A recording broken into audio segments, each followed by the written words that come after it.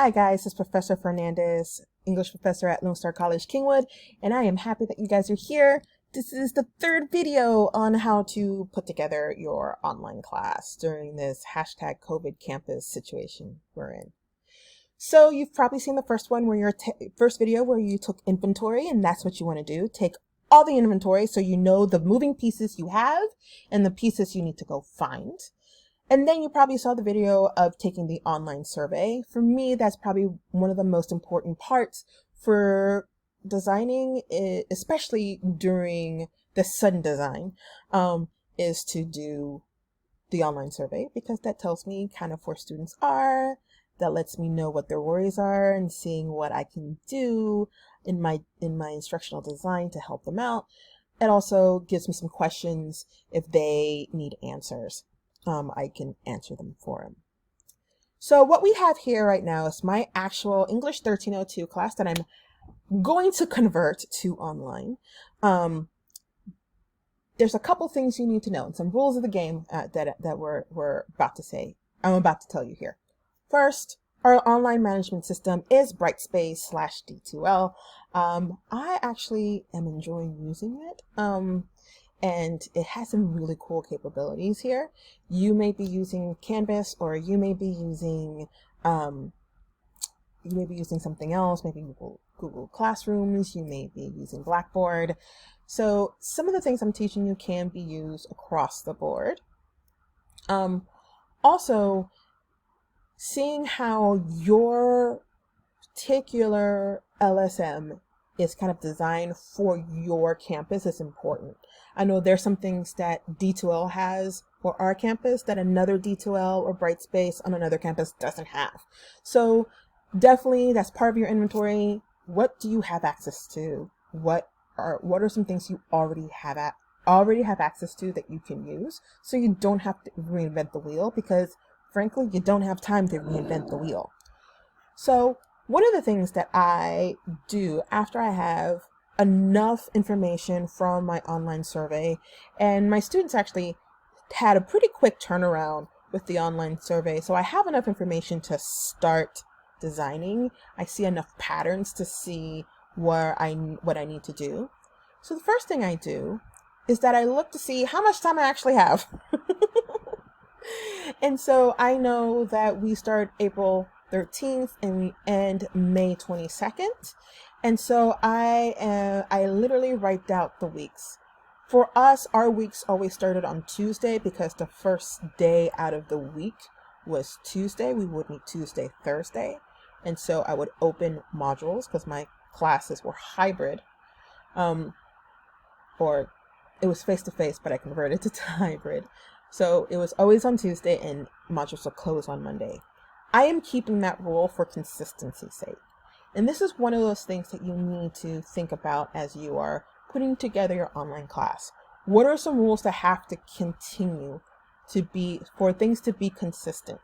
You don't want to do so many brand new things that students don't know the rules of the game.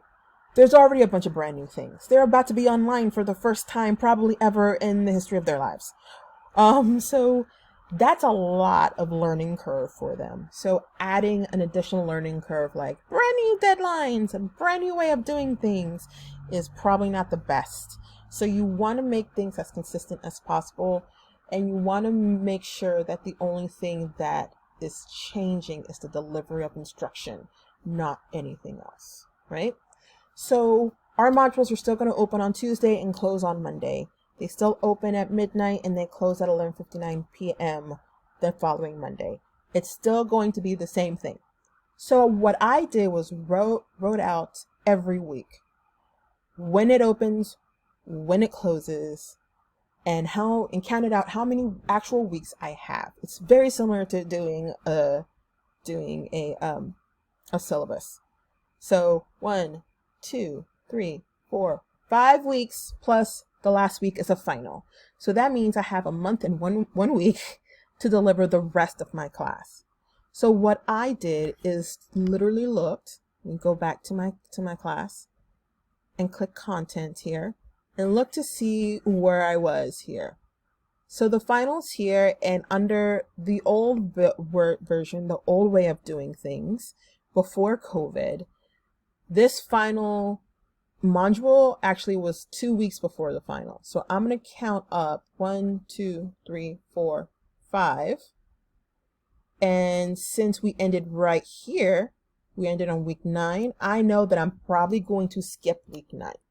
And I'm going to start here on week 10.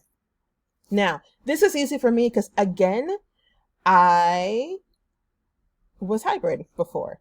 It may not be easy for you. However, if you did a syllabus calendar, just count backwards. And then wherever you end up, where you are thinking backwards, is where you should start thinking about where you are curriculum-wise. Think about, okay, are we in the middle of a lesson? Do I need to dump that lesson and move on to the other one? Do I need to go back and review and dump another lesson further down? What do I need to do? So that way you understand where you need to start thinking. Instead of thinking big, think small. So instead of thinking, oh my God, there's so much I still need to cover, think about, okay, this is what I originally had planned. This is where we ended. This is how many weeks I have left. What's the difference? What can I take out? What can I merge together? Or what can I just let go? And so that will help you make a lot of decisions. So I am letting go of the second week of this Elements of Design unit that I have. I have to let go because I have a final that I have to think about. So I'm going to let this go. Another reason why I'm going to let it go is because we were ramped up by the end of our week together before spring break, which was right here. We were shucking and jiving, as we say down south.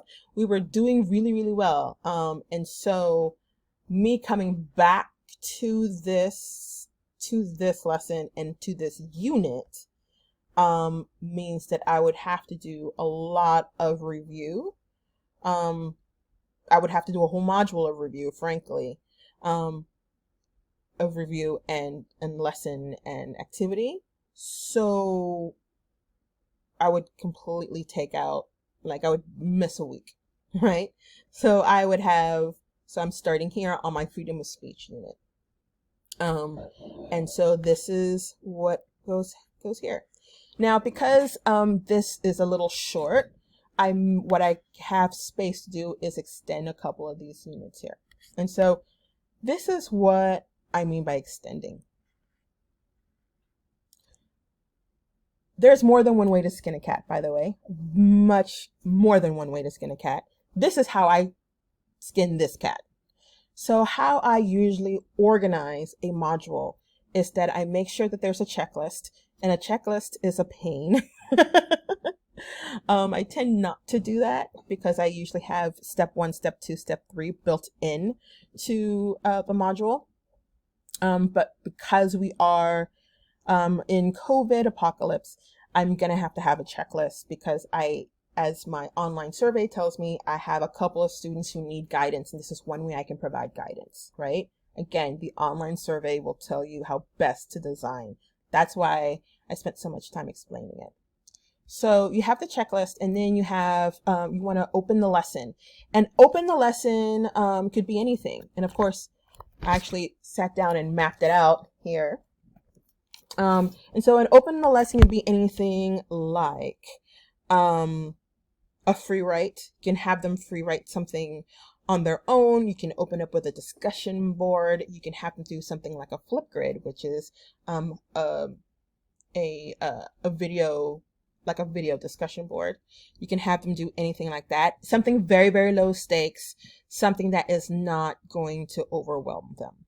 And so you just like in the face-to-face classroom, you got to think about how you're opening the lesson. Then you think about a reading or something that they can do before the lesson. For some disciplines, the lesson can go right here. I'm in the English discipline, so more than likely are reading something. And so I have them read the reading that they're going to have to do for the week. And when I give them a reading, I usually give them a guide for the reading. For example, I have an example here. Let's look at elements of design, week 8, which is their last week. And see here, we have, I tell them what to read. I give them an example here. Read Monstrous is which the graphic novel we were reading, the first 2 chapters. I give them a little bit of input and then give them this as a guide. You don't know how to read graphic novels? Here's a video that teaches you how to read the graphic novel. Whenever we've done other readings, I usually give them guided questions like here. What situation is the utopia and which is the dystopia? How do you know? And this is for a story called Spider the Artist, which is really good, by the way. Google it, read it. And so I give them these questions because these questions are going to come up either in a discussion board or in a flip grid, or I'll have some activity for them. So I want them to start thinking about it as they're reading things. So before we talk about visuals and how to actually put things up, this is what it looks like, just FYI. All right, so that's how I start with that. So I have a reading, and they have I call it a guided reading. There is something that they need to do. I usually ask them to annotate, and before we went on break, they had been annotating for a while, so they know how to annotate. I may ask them as a quick grade to take a picture of their annotations or a screenshot of their annotations and upload them onto D2L, and that could be a quick grade. It's a quick formative assessment grade. So I want to do a lot of formative assessment at the beginning of my module. Then it's a short response. Again, another formative thing, something that you don't even have to think about or consider. It could be a quiz. It could be another write. It could be an answer on a Padlet or another flip grid. It could be a poll. I like polls. Polls are great. It could be a word cloud. It could be anything that kind of gets them going. So it could be that you do a reading, give them guided questions, and then in the short response, you can do a word cloud saying, what are the words that come up when you think about this character doing XYZ? And so that could be a really good word cloud. So you get to see kind of how they're thinking there. Then it's the actual lesson. So they're doing a lot of things on their own before they come to the lesson and they get the keys to the kingdom. I give them a lesson, and for me, it's either a PowerPoint with voiceover. I have a lot of those from our Harvey semesters. I'm going to convert them to video actually, because it's a lot easier for me to embed a YouTube video onto D2L. So I have a bunch of lessons here. What I'm going to do this semester for them specifically is that I'm going to embed questions into the lesson, so that way I can check their comprehensions as they're going. And a wonderful toy that does that is Edpuzzle. Does that really well. We have that as part of WebEx, I believe. Please consult your IT and instructional designer professional for that. But I use Edpuzzle. Then I have a response, and this is where the grade is actually going to come in for the module. This is the discussion board. This is the short one paragraph response, or this is the presentation that they're going to put together. This is the quiz that they take. This is what is going to be graded. And then I tell them what's going to happen next week. Please read this for next week. They're not going to read it for next week, but they have access to it early. So those who are going to finish early are going to use this for next week. Also, I tend to keep my modules open. So once I post it, it's there. They just go back to the week and read what they need to read for the next module. So I give them a heads up. This is what we're going to talk about next week. This is what you need to do. Now, this can open, this can shorten in any way, shape, or form. Oh, what happened here? So I could get rid of opening the lesson and go straight to the lesson here if I wanted to. It depends on the lesson and where I want to go. I could take out this reading and this short response here and just have a very short module. I can do 2 responses and have 2 grades for this module. I can do any combination of that depending on the lesson, depending on the discipline. But this is, for me, it's just a nice guiding principle of how to structure an entire module. So I don't have to think about it and that much, and I can think about ways that my students can better respond to the lesson. I also tend to focus the lesson on kind of one central thing I want them to think about.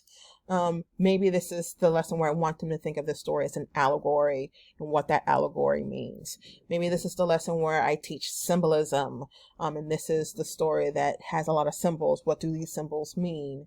Maybe this is the lesson where I'm teaching specific social issues. So, because my 1302 is a social issues class. So this is where I'm teaching feminism and masculinity.